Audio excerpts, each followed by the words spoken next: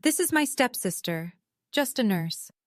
My sister said it the way you'd introduce a stain on a tablecloth, something to acknowledge before everyone politely ignores it. 120 guests at the Oakmont Country Club, champagne flutes mid-air. My dad laughed first. Not a nervous laugh, a real one, the kind that tells you he agreed. I stood there in my $40 dress among women wearing Valentino, and I did what I've done my entire life. I swallowed it. But what my sister didn't know, what nobody at that table knew, was that the man sitting at the head table, the groom's father, the man writing the checks for this entire wedding, I had held his heart beating with my bare hands on a highway 3 years ago, and he was about to remember. Before I go on, if this story hits close to home, take a second to hit like and subscribe, but only if you genuinely connect with what I'm sharing. Drop your location and local time in the comments. I'd love to know where you're listening from. My name is Shelby Ittner. I'm 29. I'm a trauma nurse. And this is the story of how my sister's cruelest moment became her biggest mistake. Now let me take you back to 3 weeks before the wedding, the day Victoria's invitation arrived in my mailbox. The invitation came on a Tuesday, wedged between a power bill and a catalog I never subscribed to. Cream-colored Crane and Company paper, letterpress, with a monogram stamped in gold. V and J, Victoria and James. I ran my thumb across the raised letters. My hands still smelled like chlorhexidine from the overnight shift. They'd spelled my name wrong. Shelley. No one in my family has ever bothered to learn the difference. There was no +1. I set the invitation on my kitchen counter next to a stack of trauma nursing journals and stared at it the way you'd stare at a summons. Because that's what it was. Not an invitation. A summons. Victoria didn't want me at her wedding. She wanted me accounted for. Growing up in my father's house was an exercise in becoming furniture. Robert married Diane when I was 9. Victoria was 12. From that first week, the architecture of the family shifted. Victoria's room had a canopy bed and a framed portrait Diane commissioned from a local artist. My room was the old study, repurposed with a cot and a lamp that flickered when the heater kicked on. Victoria's school photos climbed the staircase wall in matching frames. Mine sat in a drawer. Diane introduced Victoria to guests as our daughter. I was Robert's kid from before. And my father? He let it happen, every time. I called him every Sunday like clockwork. He'd pick up, say, "Hey, Shell," talk for 90 seconds, then, "I'll call you back." He never did. 3 months could pass without hearing his voice, and when I'd finally dial again, he'd answer like no time had gone by, like I wasn't someone worth keeping track of. So when Victoria's invitation arrived, my name misspelled, no guest, I almost threw it away. Almost. Then my phone rang, and it was him. "Victoria wants you there," my father said. His voice had that rehearsed warmth he only used when someone was listening. It'd mean a lot. I should have known. When my father calls, it's never for me. It's always for whatever Victoria needs. I looked up the Harringtons that night, sitting cross-legged on my apartment floor with my laptop balanced on a stack of pathophysiology textbooks. Richard Harrington, 63. Started as a construction laborer in his 20s, built a real estate development firm from a single duplex rehab into a company that had reshaped half the commercial corridor in Fairfield County. Self-made, the kind of man magazine profiles describe as unpretentious wealth. His son James was a corporate attorney, Georgetown Law, junior partner at a mid-size firm downtown, good-looking in that clean, careful way. Victoria had been dating James for 2 years, and in that time, she'd constructed an entire mythology around our family. I pieced it together from her Instagram, the account she'd never let me follow, but never bothered to make private. Curated photos of Sunday family brunch at restaurants I'd never been invited to. Robert in a blazer she'd picked out. Diane with fresh highlights. Candles on the table. The captions read like ad copy. "Nothing matters more than family." The comments were a chorus. Your family is goals. So blessed. One photo had 47 likes. I wasn't in a single frame. Robert managed an Ace Hardware in Milford. Victoria told the Harringtons he was in the hardware industry. Diane used to cater small neighborhood events, sheet cakes and chafing dishes. And Victoria had repackaged her as someone who ran her own catering company. Everything about our family was a renovation, new paint over rotten studs. I found out later, from James himself, that Victoria had given the Harringtons a specific instruction about me. I overheard her telling Diane on the phone the week before the brunch, "We need her there for the family photo. After that, keep her invisible." The word landed like a closed fist. Invisible. That had always been the assignment. Here's the thing about being invisible at home. You learn to become essential somewhere else.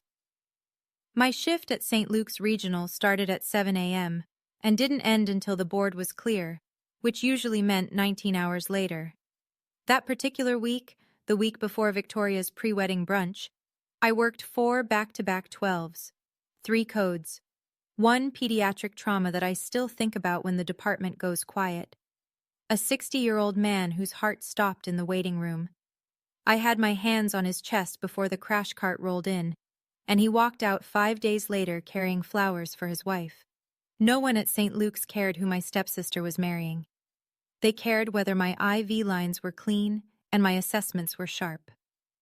Dr. Ellen Marsh, the attending who ran our ER like a submarine captain, had nominated me for the Nursing Excellence Award the year before. I'd won. The plaque sat in my locker at work. I never brought it home.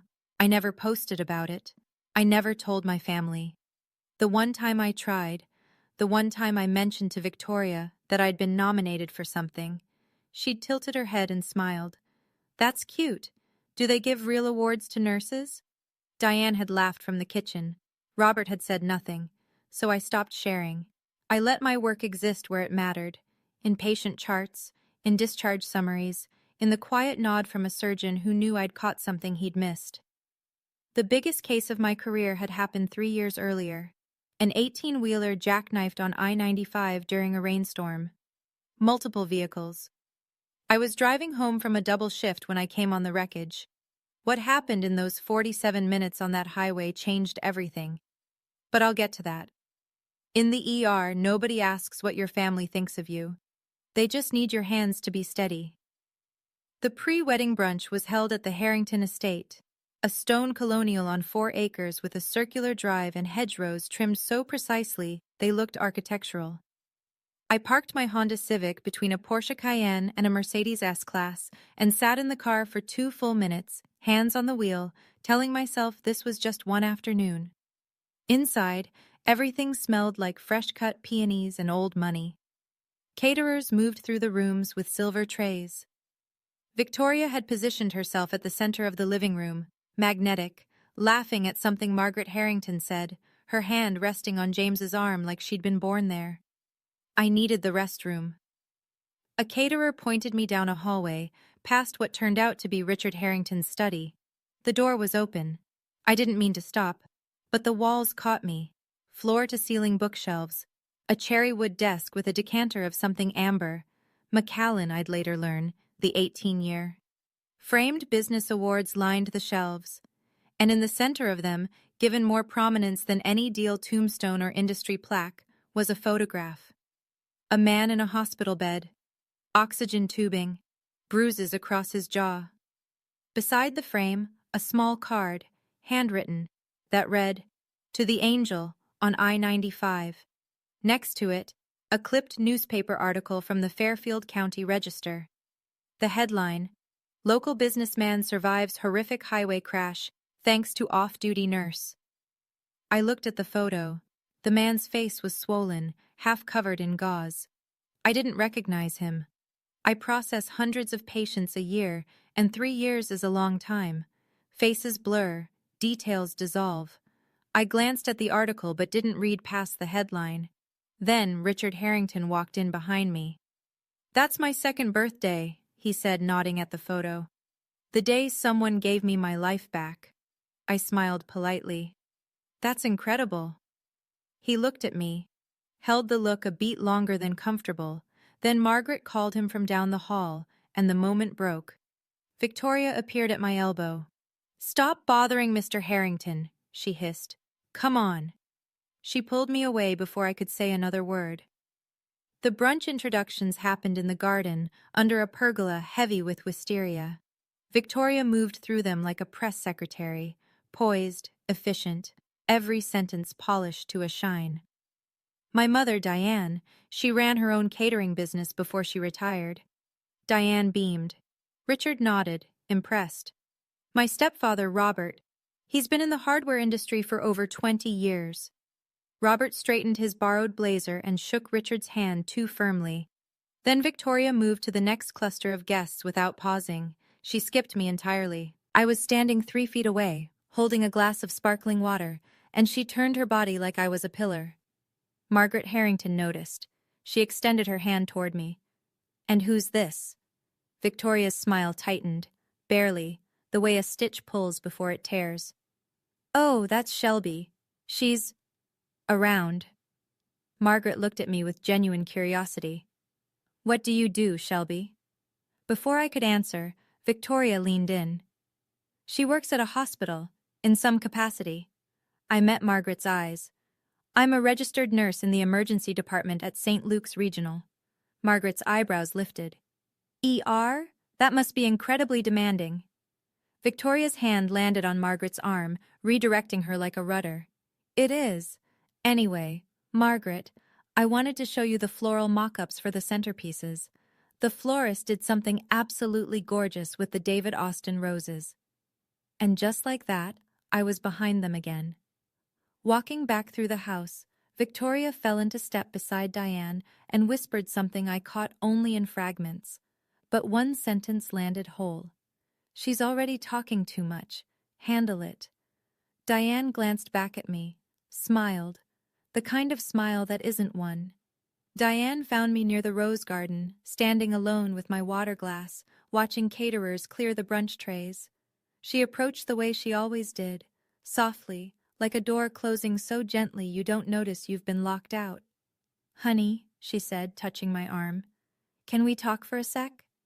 She guided me to a stone bench at the far edge of the garden, well away from the other guests.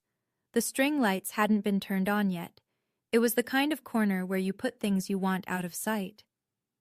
"Victoria is under so much pressure," Diane said, her voice dripping with manufactured sympathy. "This wedding is everything to her. You understand that, right?" "What are you asking me to do, Diane?" She blinked, recalibrating. "Just be supportive. Be quiet. Don't make it about you." I'd heard this script before. At Thanksgiving, when Victoria announced her engagement, and I was told not to overshadow the moment by mentioning my nursing excellence nomination. At Robert's 60th birthday, when Diane suggested I pop in and pop out so the photographer could get just the immediate family. At my own college graduation, where Robert arrived late, checked his phone through the ceremony, and left before I crossed the stage because Diane had a migraine. I was always the thing to be managed, the variable to be controlled. "I hear you, Diane," I said, and I did. Every single word. I walked back inside and called my friend Priya from the hospital parking lot, sitting on the Civic's hood. "I don't know why I came," I told her. And then I heard it. Victoria's voice, carrying through an open window. She was on the phone with someone, and what she said next changed everything. "No, I told the Harringtons she has issues, emotional stuff. They won't ask questions." I sat there. I heard every word, and I felt something in my chest rearrange. Not break, shift, issues, emotional stuff. The words replayed in my head for the rest of that day. I drove home from the brunch with the windows down, air pushing at my face like it could strip the conversation from my skin. It didn't. 2 days later, the confirmation came by accident. I was at the rehearsal walkthrough, a quick session at the Oakmont Country Club to time the processional, and I'd stepped outside for air. James was on the patio, talking with his college friend, a groomsman named Tyler. They didn't see me around the corner. "Yeah," James said. casual, almost offhand. Victoria's stepsister has some personal issues. Victoria doesn't like to talk about it. It's sad. Tyler murmured something sympathetic. James continued. The family tries to keep it low-key. You know, supportive from a distance. Supportive from a distance. That was the phrase Victoria had packaged for public consumption. She hadn't just excluded me, she'd rewritten me. In the Harrington family's minds, I wasn't someone being pushed aside. I was someone gently quarantined, the kind, tragic stepsister with problems nobody wants to discuss at dinner. That night, I called my father. No preamble. Did you know Victoria told the Harringtons I have mental health issues?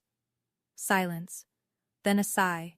The specific sigh Robert uses when he's been caught and wants to sound tired instead of guilty.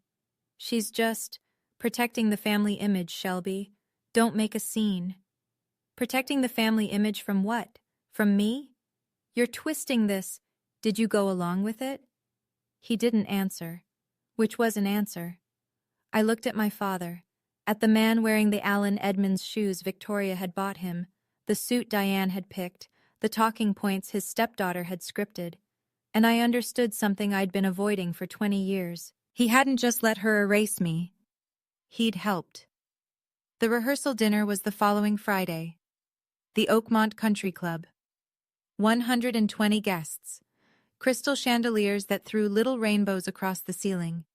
A live string quartet playing Debussy. Place cards in Hermès orange, hand calligraphed.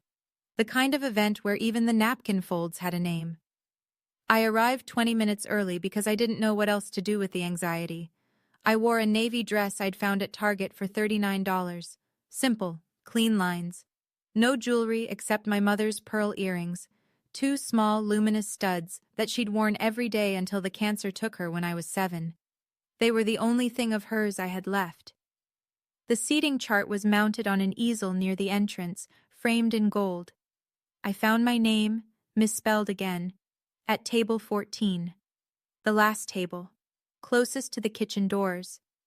I would be sitting with the babysitter, a distant colleague of Diane's, and an empty chair.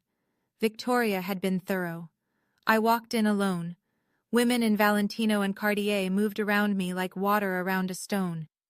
Diane spotted me from across the room and made a quick scan, head to toe, 3 seconds flat. Then she leaned toward Victoria and murmured something.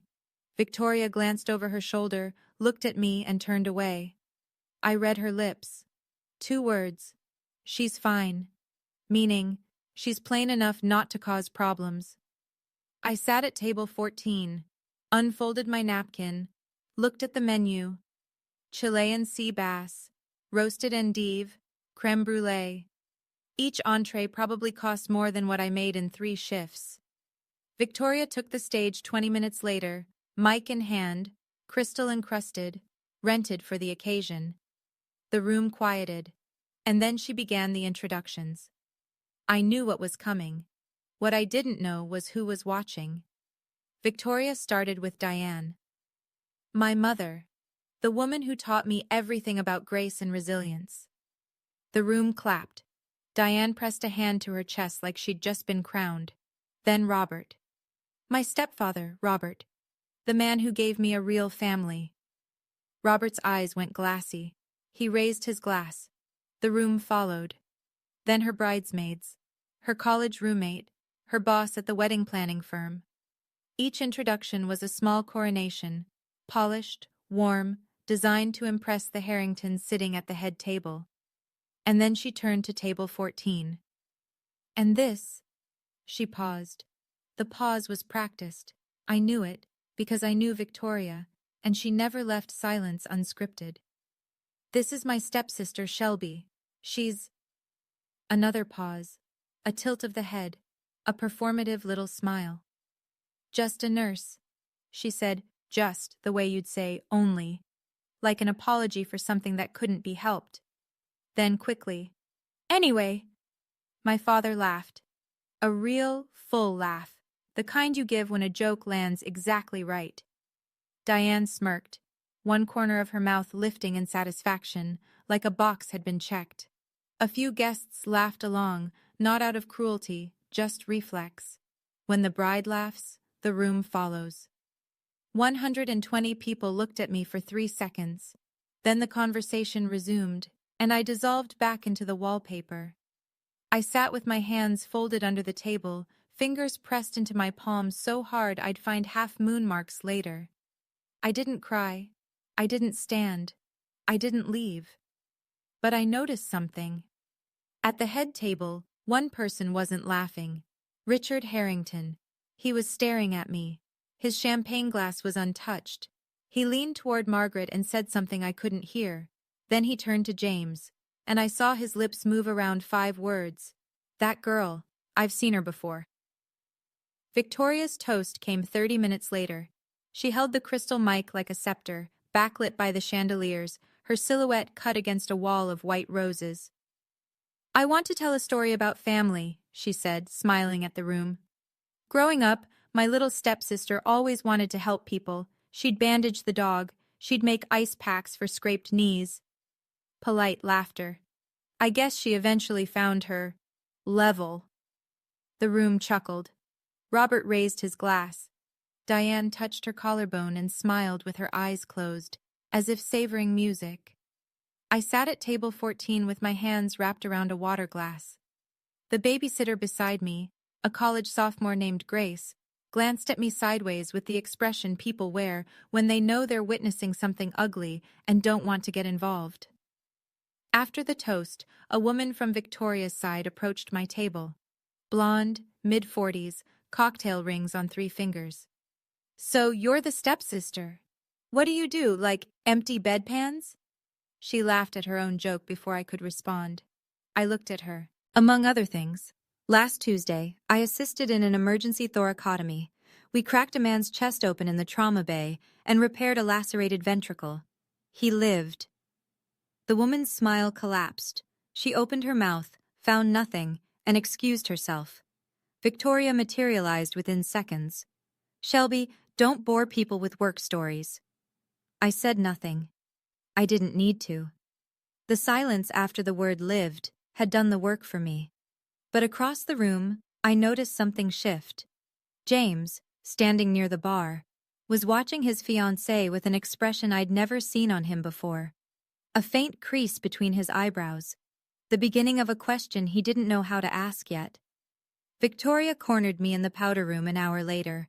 White marble countertops, Aesop soap dispensers, monogrammed linen towels folded into fans. She closed the door behind her and the sound was very final. Listen to me. Her voice was flat and clean, stripped of the performance she wore in public. Tomorrow is my wedding. My wedding. You will sit. You will smile. You will say nothing. Don't talk to the Harringtons. Don't talk about your job. Don't talk. Period. I met her eyes in the gold-framed mirror. Why did you tell them I have mental health issues, Victoria? She didn't flinch, didn't deny it. I told them what they needed to hear. You lied about me. I managed the narrative. You think the Harringtons would accept this family as is? A hardware store manager and a nurse? She said nurse, the way someone might say rash. I'm building something here. This wedding is the most important day of my life. Don't destroy it. You're asking me to pretend I don't exist. I'm asking you to know your place. Know your place. 3 words. The same 3 words my family had been telling me in different ways for 20 years. Through empty chairs and misspelled names and borrowed suits and photo crops. Victoria was just the first one to say them out loud. The door opened. Diane's face appeared, smooth and alert. Everything okay in here? Just sister stuff, Victoria said lightly. She smoothed her dress, adjusted her David Yurman bracelet, borrowed, I happen to know, from a client. Diane smiled and closed the door, sealing the conversation like a letter she'd co-signed. I stood in that powder room, surrounded by marble and monograms, in a space that cost more than my monthly rent. And I made a decision. I didn't know what shape it would take. I only knew that tomorrow, for the first time, I was not going to be silent. I left the rehearsal dinner early. No one noticed. I sat in my Civic in the Oakmont Country Club parking lot, wedged between a Porsche Macan and a black Range Rover, with the engine off and my hands on the wheel. The keychain charm that said RN, a gift from the ER team after my first year, caught the streetlight and threw a tiny reflection onto the dashboard. I could drive home. I could skip the wedding. I could let Victoria have her perfect day and go back to the ER, where people actually needed me, where my name was spelled correctly on every chart I signed. Nobody in that ballroom would miss me. That was the entire point of Table 14. I called Dr. Ellen Marsh. She picked up on the second ring. She always did, even off shift, because that's who Ellen was. They called you just a nurse? Her voice was steady, the way a scalpel is steady. Shelby, you've saved more lives in 1 year than most people do in a lifetime. Don't let anyone shrink you. I looked through the ballroom's floor-to-ceiling windows. Inside, the party continued without a single person missing me. And then I saw Richard Harrington. He was standing alone at the bar, a glass in his hand, staring out through the same window I was looking through. For a moment, our eyes met across the glass and the parking lot and the distance between what I was and what they thought I was. Then my phone buzzed, a text from a number I didn't recognize. "This is Margaret Harrington. I got your number from the guest list. I just wanted to say, I'm glad you're here tomorrow. Richard was asking about you." I read it 3 times. I didn't understand why she'd sent it. I wouldn't understand until tomorrow. But something in that message, something in the way she'd written "Richard was asking about you," told me to stay. I started the engine, but I drove toward home, not away from tomorrow. You know, sitting in that parking lot, I almost drove away. I almost let Victoria win, again. And I think a lot of you know that feeling, that moment when your hand is on the steering wheel and you're asking yourself, is it worth it? If you've ever stayed when everything in you wanted to leave, tell me in the comments, what made you stay? And if this story is pulling you in, hit subscribe. The part that changed everything is coming. The wedding was held on the Harrington estate. 200 guests. Flower arrangements flown in from the Netherlands. Peonies, garden roses, trailing jasmine. Victoria wore a Reem Acra bridal gown that caught the September light and turned it into something holy. A string orchestra played during the ceremony. A jazz band warmed up behind the tent for the reception. The whole thing looked like it had been art-directed. I arrived early because I didn't trust myself to arrive at all. Victoria intercepted me in the driveway. "Why are you early? Stay out of photos until I call you." She called me once, for the full family shot. The photographer positioned me at the far edge, behind Diane's shoulder. I'd see the photo later. My face was cropped out of every version Victoria posted. At the reception, I found my seat. Table 18, near the service entrance. 2 of the chairs at my table were empty, guests who hadn't shown. The tablecloth was slightly wrinkled. The centerpiece had fewer stems than the others. I'd been placed as close to invisible as geometry allowed, but then Richard Harrington appeared. He was working the room, table by table, shaking hands and thanking people for coming. When he reached table 18, he didn't shake my hand. He pulled out a chair and sat down. "You know," he said, turning his glass slowly, 3 years ago, I almost died on I-95. A truck hit my car head-on. I was pinned. And for 47 minutes, before any ambulance arrived, 1 person kept me alive." He told me about the rain, the broken glass, the woman who crawled through the wreckage and held his head still. She talked to me so I wouldn't lose consciousness. The paramedic said if she hadn't been there, I'd be in a box, not at this wedding. My heart was hammering, but I still didn't make the connection. 3 years, hundreds of patients, faces blur. He looked at me. "I'm sorry. You remind me of someone." Then someone called his name from across the tent, and he stood, squeezed my shoulder, and walked away. Victoria's reception speech was her masterpiece. She stood at the center of the dance floor, a wireless mic in one hand, Her other hand pressed to her heart, and she thanked every person who had ever made her feel like she mattered. Diane. My rock, my compass, my first best friend. Robert. My hero, the man who showed me what a real father looks like. Her bridesmaids, her college roommate, her boss, James's groomsmen, the Harringtons. My new family, the people I've been waiting my whole life to find. She thanked the florist, the caterer, the string quartet. She thanked the venue coordinator by first and last name. She did not say my name. Not once. Not even in passing. 200 people applauded. Diane nodded with the satisfaction of someone watching a plan execute flawlessly. Robert raised his glass. No one noticed the omission because you can only notice someone missing if you knew they were supposed to be there. I sat at table 18 with 2 empty chairs and a centerpiece that was already wilting, and I listened to my sister thank every person in her orbit except me. James leaned toward Victoria afterward. You didn't mention Shelby. Victoria touched his cheek. She prefers it that way. Trust me. I went to the restroom, locked the stall, looked at myself in the mirror. My mother's pearl earrings catching the vanity light, my eyes dry, my face completely still. I touched the earrings. Mom would have called my name. Mom would have called it first. The door opened. Margaret Harrington walked in. She saw me. She didn't pretend she hadn't. I noticed you weren't mentioned, she said quietly. Are you okay? I'm used to it. Margaret held my gaze. No one should be used to that.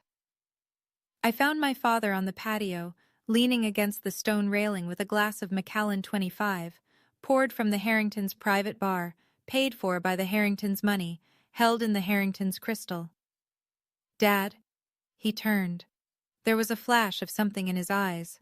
Recognition, maybe, or the faint discomfort of a man who knows he's about to be asked a question he can't deflect. She didn't say my name, in front of 200 people. Robert exhaled through his nose. Shelby, don't do this tonight. It's Victoria's day. When is it my day, Dad? When has it ever been my day? You're being dramatic. This is exactly what Victoria says about... He stopped. About what? That I'm unstable? That I have issues? You told them that too, didn't you? He looked away, down at the garden, at the fairy lights wrapped around the boxwood, at anything that wasn't me. That was his answer. It was always his answer. The look away, the silence, the retreat into some private distance where he didn't have to account for the daughter he'd stopped parenting 2 decades ago. I'm done, I said. He flinched. Not done with this wedding. Done waiting for you to see me. I turned and walked back toward the ballroom. He didn't call after me. He didn't follow. He stood on the patio in his borrowed suit, drinking borrowed scotch, and let me go the way he'd let me go every day since he married Diane. The worst pain wasn't being erased by my sister. It was watching my father choose to help her do it. I pushed through the ballroom doors and stopped. Richard Harrington was at the bar, alone, looking at his phone. On the screen, I could see it from where I stood, was a newspaper article. Old, yellowed, and he was staring at it with the kind of focus that precedes recognition. He looked up, looked at me, set the phone down, and started walking toward me. He stopped 2 feet in front of me. His phone was still in his hand, the screen still lit. I could see the article's headline at an angle. Local businessman survives horrific highway crash. The same article that hung framed in his study. Excuse me. His voice was careful, controlled, the way someone speaks when they're holding something fragile. Can I ask you something? Where did you work 3 years ago? St. Luke's Regional, I said. I still do. The ER. It wasn't a question. Yes. Were you on I-95 that night, November 14th? And there it was. The date, the highway, the night that had lived in my body for 3 years, in my hands, in my shoulders, in the way I still flinch when I hear tires lock on wet pavement. Yes, I said. My voice cracked for the first time all night. Richard stood very still, His eyes filled slowly, the way water rises in a basin. Not sudden, not dramatic, just steady and certain. "It's you," he said. "Mr. Harrington, you held my head for 47 minutes, in the rain. You talked to me so I wouldn't lose consciousness. You told me about your mother's pearl earrings, that she wore them every day, so I'd have something to focus on while I couldn't feel my legs." My hand went to my ear. The pearl stud. Mom's pearl stud. The one I'd been wearing that night on the highway. The one I'd described to a bleeding, trapped stranger to keep him anchored to something gentle while the sirens were still miles away. Richard's gaze dropped to the earring. His jaw tightened, and his voice broke open. "It is you." Then Victoria's voice crackled through the speakers. "Attention, everyone! Time for the father-daughter dance!" Richard had to go, but he took my hand, both of his hands around both of mine, and said, "Don't leave. Please, I have something to say tonight." For 3 years, he'd been looking for me, and I'd been here, in his son's family, sitting at table 18. The father-daughter dance played out under a canopy of fairy lights. Victoria and Robert moved across the floor to "What a Wonderful World," and the room sighed on cue. Victoria rested her head on Robert's shoulder and smiled for the photographer. It was a beautiful image. It was always a beautiful image with Victoria. I stood near the edge of the tent and watched Richard disappear through a side door. He was gone for 12 minutes. I counted. What I learned later, what Richard told me himself, was this. He walked to the far end of the garden, took out his phone, and called St. Luke's Regional Medical Center. The night operator connected him to the ER. Dr. Ellen Marsh was on call. "I'm looking for records of a trauma nurse named Shelby Ittner," Richard said. "She was involved in a multi-vehicle accident on I-95, November 14th, 3 years ago. The patient was Richard Harrington." There was a pause. Then Ellen's voice, steady as always. "Shelby was the lead nurse on scene that night. She stabilized you for 47 minutes before EMS arrived. She received a formal commendation from the hospital. Mr. Harrington, honestly, she saved your life. Can you email me the commendation letter? I can send it right now." 3 minutes later, Richard's phone buzzed. The email arrived from St. Luke's office of the chief nursing officer. Attached, a formal commendation letter signed by the chief of surgery and the hospital director. It described the incident in clinical, precise language.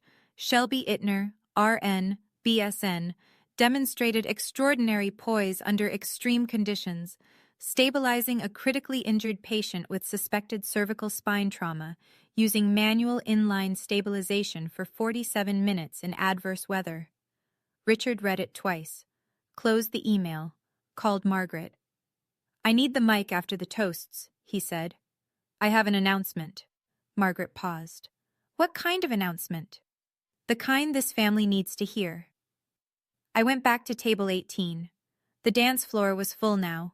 Victoria was glowing, spinning with James, then with Robert, then with a groomsman. The room orbited around her. Diane was photographing everything, curating the night in real time. I sat alone with the empty chairs and the thinning centerpiece and my reflection in the blade of a dinner knife. The pearl earrings looked back at me, 2 small points of light in all that dark. Then Margaret Harrington sat down beside me. She didn't announce herself, didn't make a scene. She simply pulled out the chair next to mine at the worst table in the room, placed her clutch on the tablecloth, and settled in like she'd chosen this seat on purpose. Her Loro Piana shawl draped across the back of the chair, understated, expensive, quiet in the way true wealth is quiet. We sat in silence for a while. Then she spoke. "Richard told me about the highway." I looked at her. "He remembers more than I expected. He remembers everything. He talks about that nurse every Thanksgiving, every single one." She folded her hands. "You saved the most important person in my life, and you never once came forward." "I didn't do it for recognition, Mrs. Harrington. I did it because I was there and I knew what to do." "I know," she said. That's exactly why you deserve it. A pause. The jazz band shifted into something slower. What's he going to do? I asked. Margaret looked at me with an expression I hadn't seen directed at me in a very long time, something close to maternal protection. What he should have done if he'd found you sooner. She reached over and covered my hand with hers. And I let her. Because for the first time that night, someone was sitting with me who wanted to be there. Margaret Harrington, a woman who owns more than most people will ever see, chose to sit at my empty table. And in that moment, I understood something. Respect has nothing to do with where they seat you. It's about who chooses to sit with you. Now, the next part of this story. I still get chills telling it. If you want to hear what Richard said to that room full of people, make sure you're subscribed and keep watching. The toasts ended, the jazz band lowered their instruments, the MC stepped forward, adjusted his lapel mic, and smiled. Ladies and gentlemen, the father of the groom would like to say a few words. Applause. 200 chairs shifted as people turned toward the stage. Richard Harrington stepped into the spotlight looking like a man who had been waiting 3 years for this exact moment. Victoria, standing near the cake table, beamed. She adjusted a strand of hair and leaned into James. This was the part of the night she'd choreographed. The Harrington patriarch praising his new daughter-in-law, welcoming her into the family, sealing the image. Richard gripped the mic and didn't smile. Most of you know, he began, his voice carrying through the tent with the weight of someone accustomed to rooms listening, that 3 years ago, I was in a serious accident. An 18-wheeler jackknifed on I-95 during a rainstorm. It struck my car head-on. My door was crushed inward. My legs were pinned. The steering column was against my chest. The room went still. Even the caterers paused. For 47 minutes, before any ambulance, before any paramedic, before any rescue tool could reach me, one person kept me alive. A woman.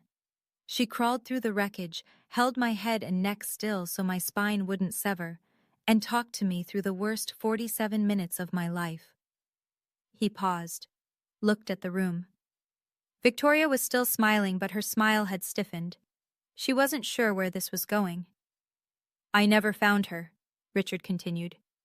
The hospital wouldn't release her name. Privacy regulations. I searched. I hired people to search. I set up a foundation in her honor. For 3 years, I called her the Angel on I-95. He took a breath. Tonight, I found her. The room didn't breathe.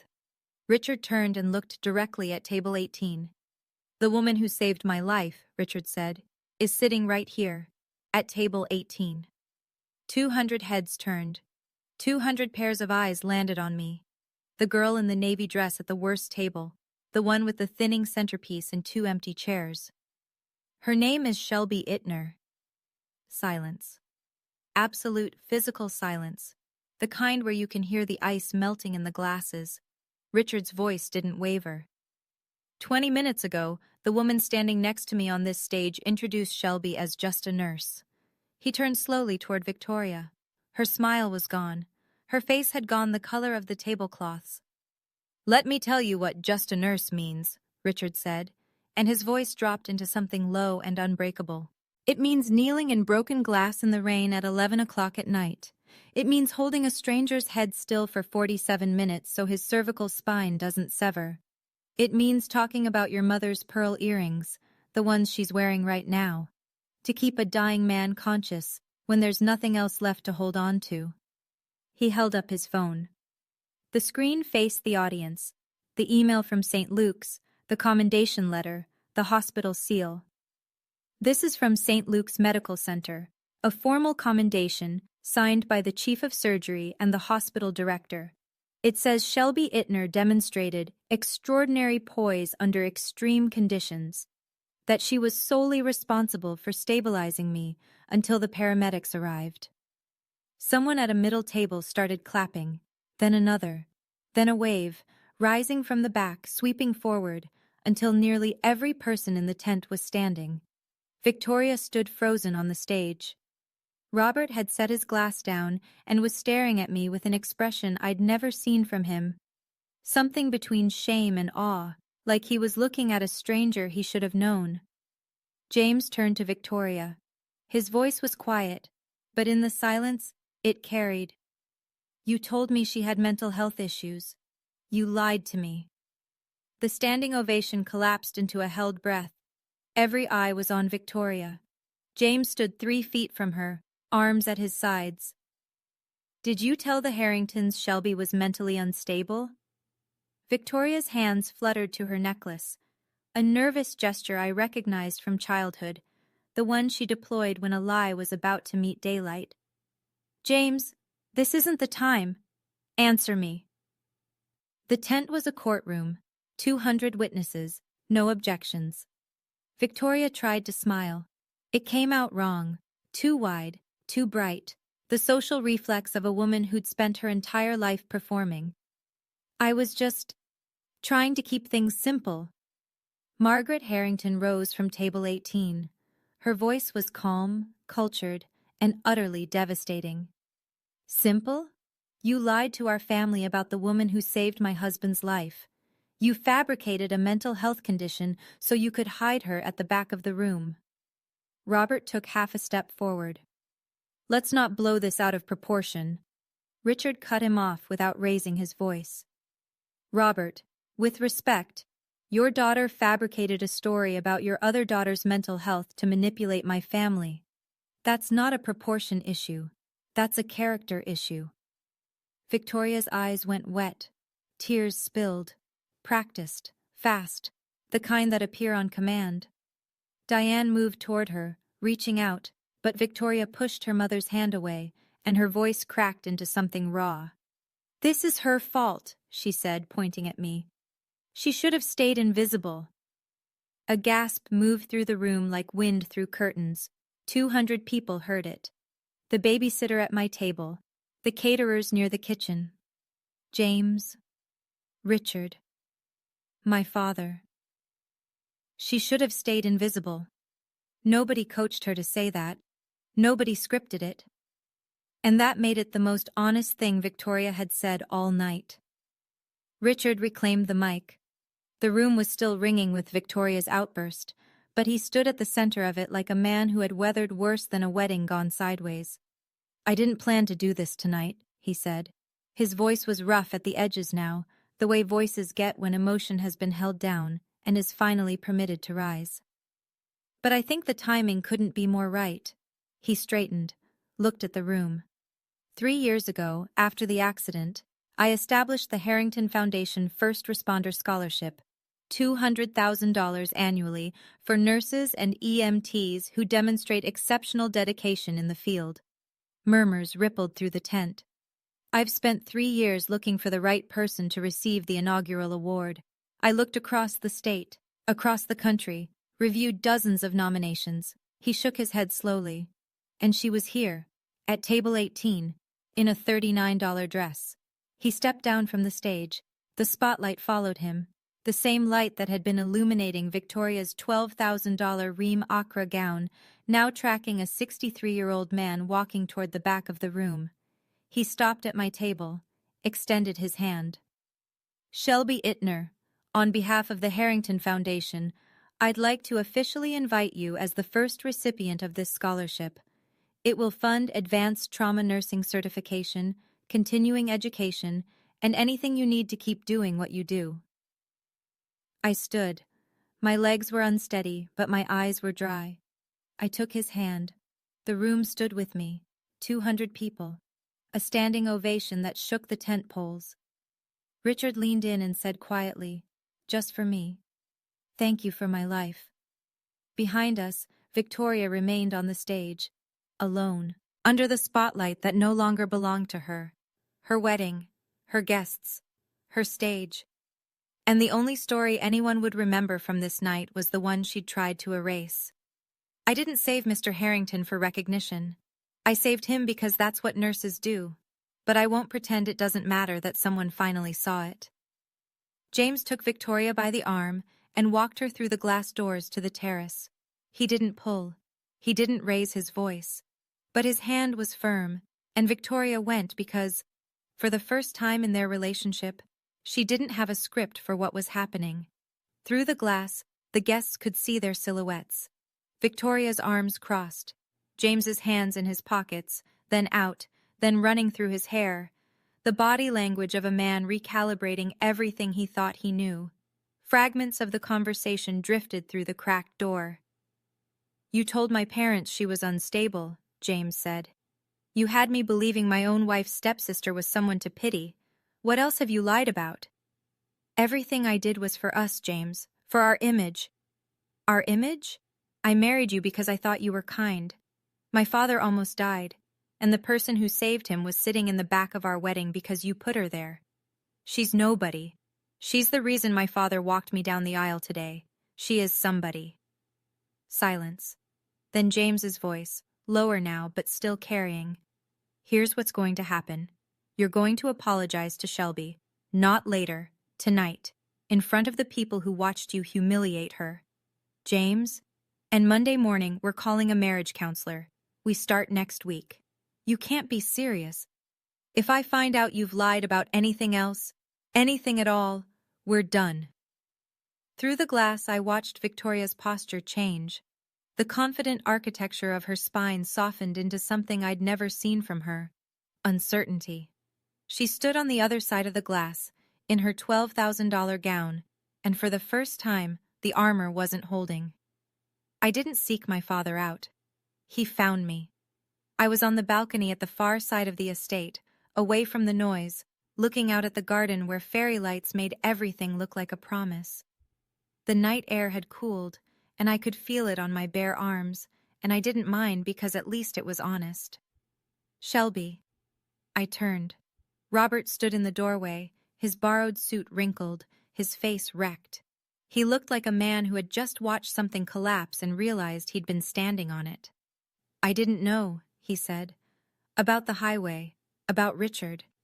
"No," I said. "You didn't, because you never asked. You never asked what happened at work. You never asked if I was okay. You never asked anything. I thought I was keeping the peace. You were keeping Victoria happy. That's not the same thing." He tried to speak, and the words dissolved before they reached his mouth. Then he cried. My 58-year-old father, standing on a billionaire's balcony in a suit his stepdaughter bought him, crying like he'd just realized the house was already on fire when he stopped checking the smoke detectors. I didn't hug him. I stood where I was. "I don't hate you, Dad. I just stopped expecting you to be my father a long time ago. Can I fix this? I don't know. But you can't fix it by crying at Victoria's wedding and going back to normal on Monday." He wiped his face with the back of his hand. "Victoria told me that you'd be happier if we kept distance, and I believed her, because it was easier." There it was. 20 years of abdication, summarized in one sentence. He hadn't been deceived. He'd volunteered. "I don't need your tears, Dad. I need you to remember this feeling on a regular Tuesday when Victoria asks you to pretend I don't exist again." He nodded. I walked back inside. Victoria came back into the ballroom 15 minutes later. Her makeup had been touched up, but her eyes were red underneath the concealer, and her posture carried the stiffness of a woman who had just been given an ultimatum by the man she married 3 hours ago. James walked beside her, not touching her. Present, but separate. She took the mic. The third time that night. The first time she'd introduced her family. The second time, she'd given her toast. This time, the room knew what was coming, and the silence was a different species of quiet. Expectant. Judicial. "I owe someone an apology tonight." Her voice was thin. She scanned the room as if searching for an exit strategy. Found none. "Shelby. I shouldn't have introduced you the way I did. I'm sorry." She stopped. The room waited. You could hear the ice.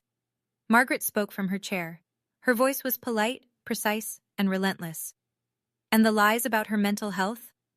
Victoria's composure cracked. A visible fracture, like a hairline in porcelain. I told the Harringtons things about Shelby that weren't true. I'm sorry for that too."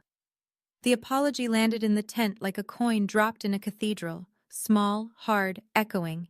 It wasn't enough, and everyone knew it, but it was what one night could extract. I didn't go to the stage, I didn't hug her, I didn't say, "I forgive you," because forgiveness isn't a reflex, it's a decision that deserves time. I met her eyes across the room and nodded once. That was all. James leaned into the mic. "Shelby, my family owes you more than an apology, and we intend to show it." Victoria stood beside her new husband, hearing her own wedding rewritten in real time, and for the first time in her life, she had no control over the story. She apologized with the same mic she'd used to humiliate me. I didn't need to hear her say she was sorry. I needed her to hear herself say it. The reception continued, because weddings have momentum even when the ground shifts beneath them. The jazz band played, guests danced, cake was cut. But the energy in the room had turned, not sour exactly, but honest. People spoke more quietly. Laughter came in smaller doses. Richard found me in the garden, sitting on a stone bench near the magnolia tree, where the ceremony had taken place hours earlier. The chairs had already been cleared. The aisle runner was gone. It was just grass and lanterns now. He sat beside me and reached into his jacket. "I want to show you something." From his wallet, weathered brown leather cracked at the folds, he pulled a small, creased piece of paper. He unfolded it carefully, the way you handle something you've carried too long to treat roughly. It was a printout, medical records, and at the top, in clinical typeface, "Lead Nurse S. Ittner." "I've carried your name in my wallet every day for 3 years," he said. "I didn't know your face, I didn't know your voice, but I knew your name, and I knew that I was alive because of it." I looked at the paper, worn soft at the creases, the ink fading. He hadn't just saved it, he'd lived with it. "When that woman said 'just a nurse' tonight," he continued, "I wanted to stand up right there. I wanted to turn the whole room upside down, but I needed to be sure first." "Why does it matter to you?" I asked. "After 3 years." He looked at me with the absolute clarity of a man who had been given a second life and had spent every day of it trying to earn it. "Because no one gets to reduce the person who saved my life to a punchline." He handed me a business card. Harrington Foundation. A phone number. A name. "This is real. The scholarship is real. Call this number Monday. And Shelby, if you ever need anything. Anything at all." I took the card, and I held the worn piece of paper with my name on it, and I let 3 years of silence mean something.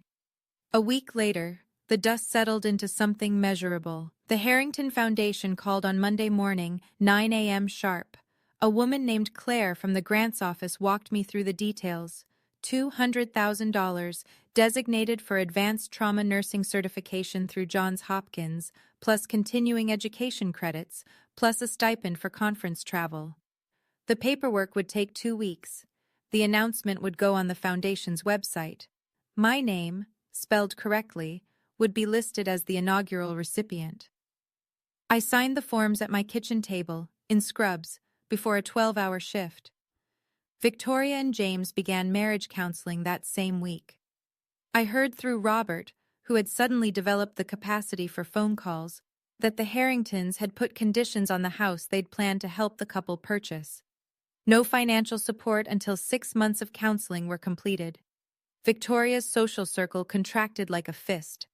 Friends of the Harringtons, the people who actually mattered in the world Victoria was trying to enter, stopped returning her calls. Her wedding photos on Instagram went from 800 likes to barely 100. The comments section, once a parade of heart emojis, went quiet.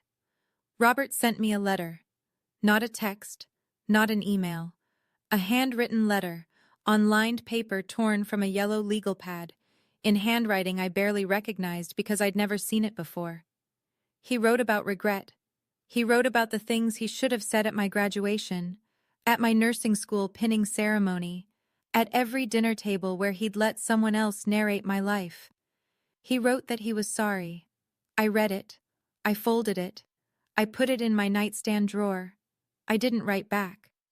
Not because I was punishing him, because some apologies need to sit before you know whether they're seeds or just words. Diane didn't call, didn't text. That was Diane. When there was nothing left to gain, she disappeared, consistent to the end.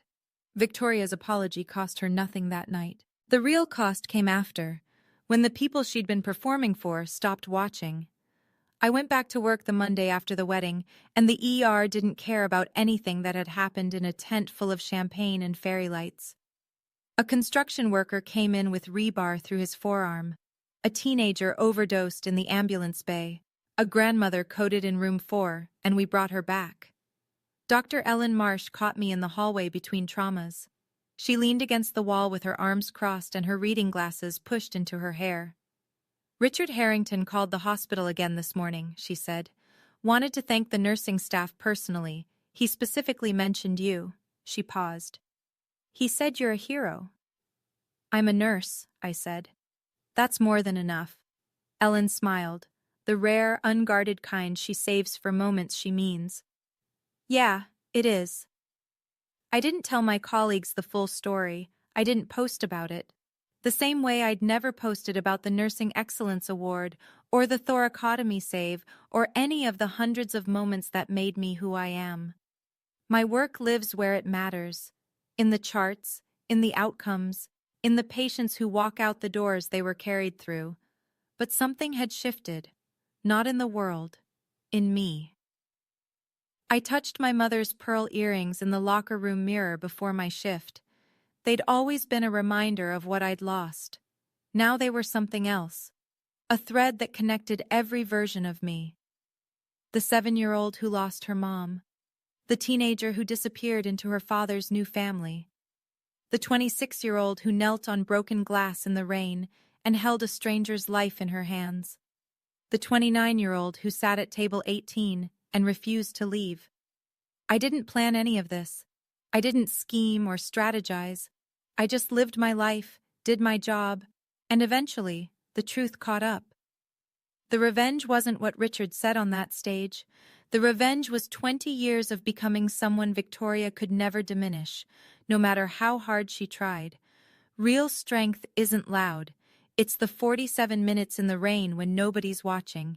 If you're sitting at table 18 in your own family, if someone has told you that your work, your life, your contribution is just anything, I want you to hear this.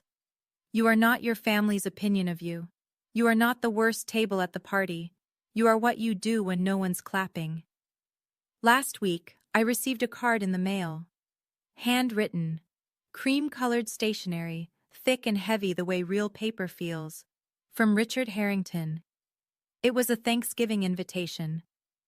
Our table seats 12, he'd written. There's a chair with your name on it, spelled correctly.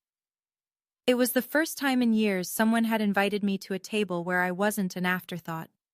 I pinned the card to my refrigerator with a magnet shaped like a stethoscope. It sits next to my work schedule and a photo of my mother, the one where she's laughing with her head thrown back, pearl earrings catching the light. I don't know what happens next with my father. I don't know if Victoria will change or just learn to hide the parts of herself that got exposed. I don't know if Diane will ever pick up the phone. But I know this. I'm not waiting for any of them anymore. This morning, I clipped my badge to my scrubs. S. Ittner, R.N., B.S.N. I put in my mother's pearl earrings. I drove my Civic to the hospital.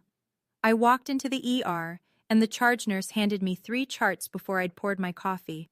My mother used to say, "Help people, and the right people will find you." It took 29 years, but she was right. My name is Shelby Ittner. I'm just a nurse. And that's the most powerful thing I've ever been. That's my story. And I know it's long, but if you made it this far, it means something and it spoke to you. So here's what I want to ask. Do you think Victoria will really change? Or do people like her just learn to hide it better? Drop your answer in the comments. Change or hide. I read every single one. If this story made you feel something, give it a like. It helps more people hear it. And if you want more stories like this, check the description for a playlist that'll keep you going. Thank you for listening. Take care of yourselves. And remember, you are more than what they call you.